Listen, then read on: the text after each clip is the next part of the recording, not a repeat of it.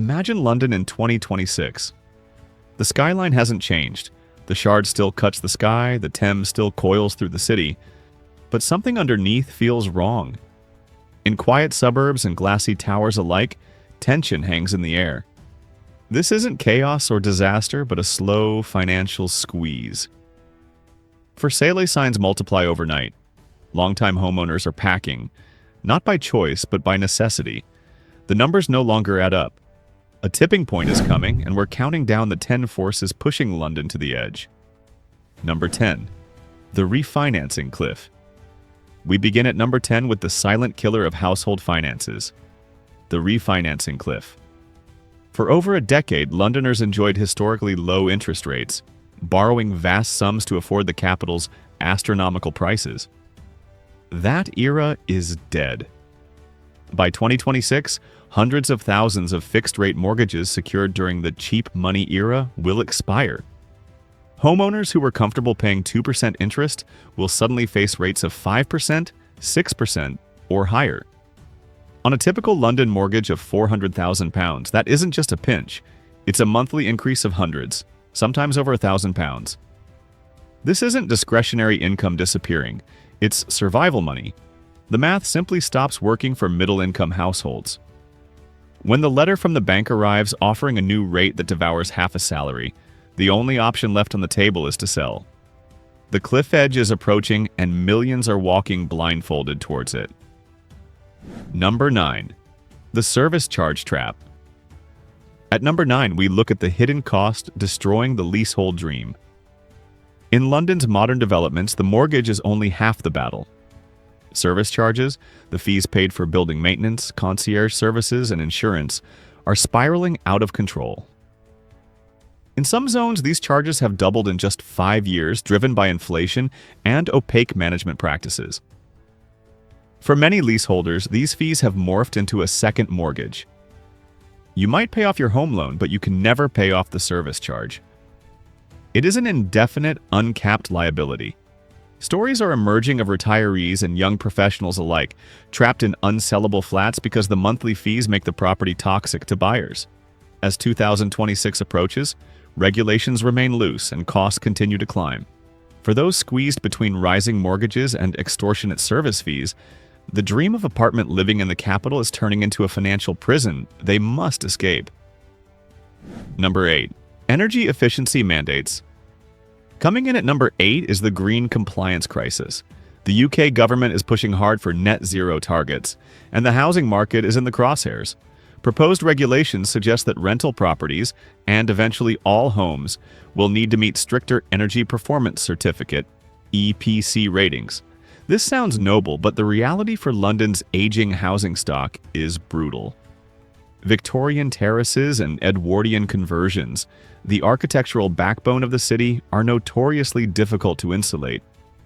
To bring these properties up to a C rating or above requires tens of thousands of pounds in renovations, heat pumps, wall insulation, triple glazing.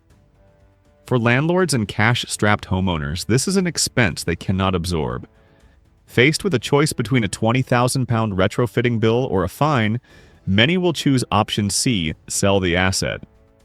This regulatory pressure cooker is set to boil over by 2026, forcing a mass offloading of older, inefficient stock. Number 7. The buy-to-let exodus. At 7, the foundation of London's rental market is crumbling.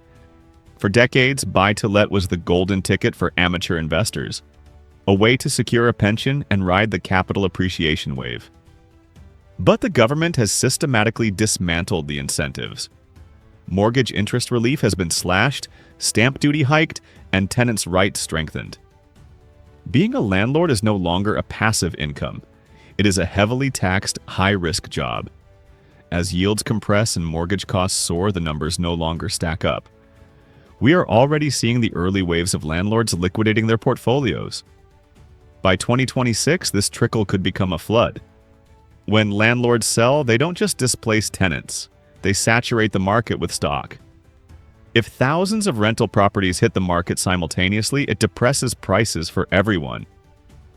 The amateur landlord is exiting the stage, and they are taking their capital with them. Number 6. The remote work shift. Number 6 is a cultural shift that has become an economic reality. The pandemic broke the tether between the office desk and the home address. While some corporations are demanding a return to the office, the hybrid model has calcified. Londoners have realized they don't need to pay a premium to live in Zone 2 if they only commute on Tuesdays and Thursdays. The calculation has changed. Why pay £600,000 for a 2-bedroom flat in Balham when the same money buys a 4-bedroom detached house in the Cotswolds or Kent? By 2026, the allure of the London lifestyle will compete against the crushing reality of cost versus quality of life. As rail networks improve and high-speed internet reaches rural hamlets, the justification for enduring London's cost of living evaporates. The exodus of the professional class seeking space and sanity will leave a vacuum in the capital's housing market that new buyers may not fill.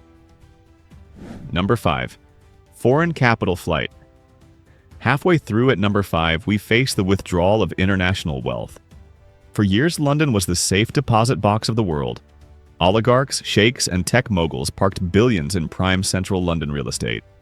But the geopolitical winds are shifting. Sanctions, transparency registers, and a crackdown on dirty money are making London less attractive for anonymous capital. Furthermore, changes to non-dom tax status are rattling the ultra-wealthy. If London is no longer a tax-efficient playground, the global elite will move their money to Dubai, Singapore, or Monaco. While this impacts the luxury tier first, the effects cascade downwards.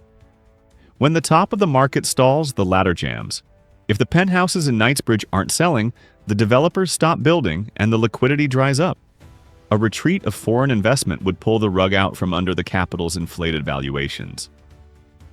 Number 4. The negative equity trap. At number 4, an old ghost returns.